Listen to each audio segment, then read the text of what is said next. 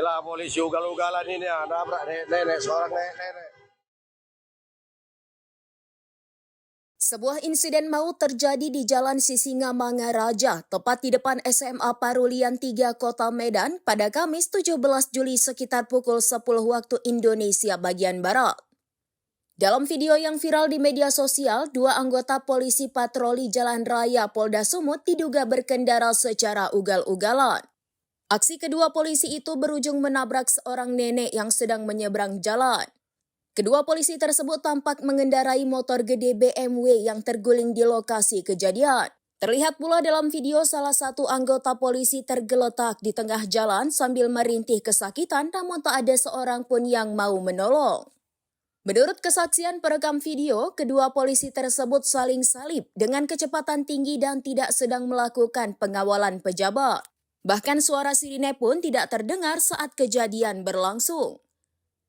Korban yang diketahui seorang nenek dilaporkan tewas di tempat setelah tertabrak. Insiden ini pun memicu reaksi keras dari warganet yang mengecam aksi ugal-ugalan aparat di jalan raya. Sementara itu, mengutip tribunmedan.com pada Sabtu 19 Juli 2025, pihak Polda Sumut dikabarkan masih menyelidiki peristiwa tersebut.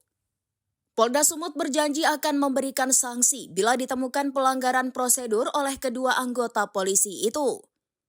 Pihak kepolisian juga menyampaikan bela sungkawa dan siap menanggung segala biaya yang timbul akibat insiden tersebut. Hingga kini publik menantikan kejelasan dari hasil penyelidikan dan langkah tegas yang akan diambil institusi terhadap anggotanya. Inilah dia. Inilah. Seorang polisi. Pejer.